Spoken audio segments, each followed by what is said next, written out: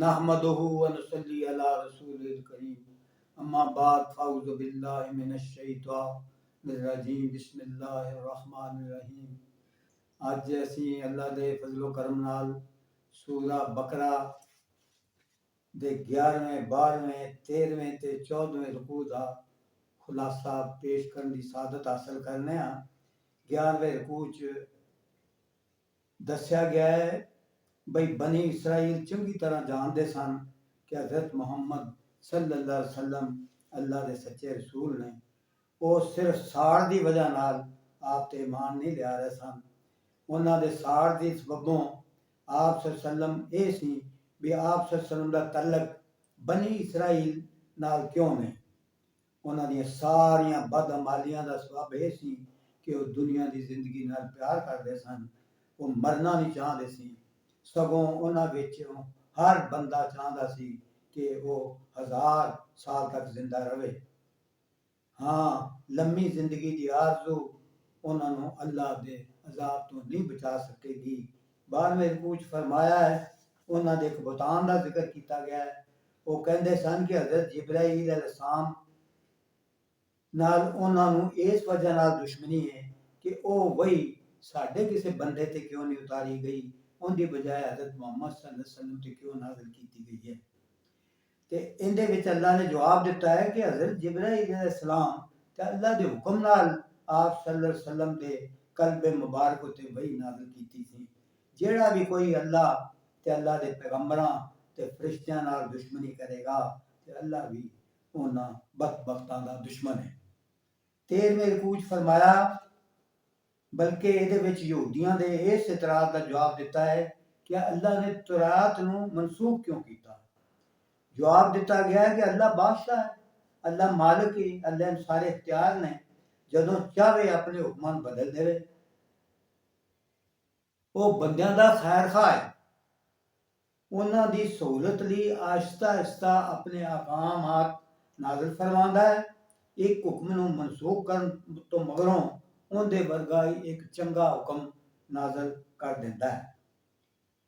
14ویں رکوع فرمایا ہے یہودی تے عیسائی مسلماناں نال اس ویلے تک راضی نہیں ہون گے جدوں تک وہ انہاں دے طریقے پیچھے نہ چلن۔ مسلماناں دی بھلائی تے کامیابی دا رستہ اے بھئی وہ قرآن حکیم دی دتی ہوئی ہدایت دے پیچھے لگن۔ سچے مومن اوہی نے جڑے پیروی دی نیت نال قرآن حکیم دی تلاوت اس طرح کردے نے جویں تلاوت کرن دا حق ہے۔ اللہ دی دتی ہوئی توفیق نال 14 رکوع الحمدللہ مکمل ہو گئے سن۔ اج اسی 15واں اور 16واں رکوع دا خلاصہ پیش کران گے اور یہ نال ہی پہلا پارہ دا مکمل ہو جائے گا۔ 15ویں رکوع چ اللہ پاک نے حضرت ابراہیم علیہ السلام دیاں محبتاں نو کئی حوالے نال آزمایا ہے، وہ ذکر ہے۔ انہوں نے ماں پیو دی محبت، گھر دی محبت، وطن دی محبت، قوم دی محبت، اولاد دی محبت، غرض ہے کہ ہر محبت نو اللہ دی محبت دے سامنے قربان کر دیتا۔ اتھوں تک بھی اپنے بیٹے نو بھی اللہ دے حکم تے قربان کر لی تیار ہو گئے۔ اللہ نے انہوں نے نام دے طور تے ساری انسانیت دا امام بنا دیتا۔ انہوں نے مکہ دے شہر انہوں نے آباد کیتا، اتھے اللہ دے گھر دی تعمیر آستہ نو کیتی، اللہ کو دعا کیتی اے اللہ سانوں آپ دی عبادت دے طریقے سکھا تے ساڈی خدمت جڑی دین دی ہے انہوں قبول فرما لے۔ ساڈی نسل وچوں ایک پیغمبر کھل جڑا اللہ دا کلام لوکاں نوں سناوے، انہاں نوں احکامات تے دنائی سکھاوے، انہاں دا تزکیہ کرے۔ اللہ نے دعا قبول فرما لئی، نبی اکرم صلی اللہ علیہ وسلم نو ابراہیم دی نسل وچ آخری نبی بنا کے کلیا۔ نبی اکرم صلی اللہ علیہ وسلم لوکاں نو قرآن دی آیتاں سنان دے سی۔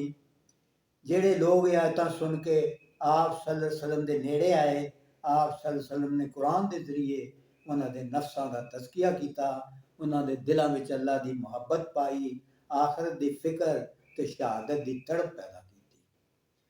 پھر انہوں نے وہ اقامات سکھائے جنہاں وچ حکمت تے دنائی سی۔ اس طریقے نال وہ جماعت تیار ہوئی جن نے بڑیاں قربانیاں دے کے ایک نیک صالح معاشرہ جڑا عدل و انصاف دا نظام کم کرنے والا سی انہوں قائم کیتا۔ تے 16ویں رکوع چ فرمایا گیا ہے بھئی ابراہیم دی ملت اے بھئی جویں ہی اللہ دا حکم آوے فوراً اون دی تعمیل کیتی جائے۔ یہ ہوئی جڑا طریقہ ہے ہر دانش مند انسان نو اختیار کرنا چاہیے۔ تے اہمیت جڑی ہے وہ نیک لوکاں دی راہ اتے چلن وچ نہ بھئی انہاں دی کسے نسلی تعلق دی وجہ نال۔ اس واسطے 2 دفعہ اس رکوع دے اندر فرمایا گیا ہے تلک امتن قد خلت لہا ما کسبت ولکم ما کسبتم ولا تسألون اما کانوا یعملون۔ وہ ایک ٹولا سی جڑا گزر گیا، انہوں نے جڑے عمل کیتے وہ انہاں دی سن، تسی جڑے عمل کردے پئے ہو تواڈے لیے نے، تواڈے کولوں نہیں پوچھا جائے گا کہ وہ کی کردے سی۔ صدق اللہ مولانا۔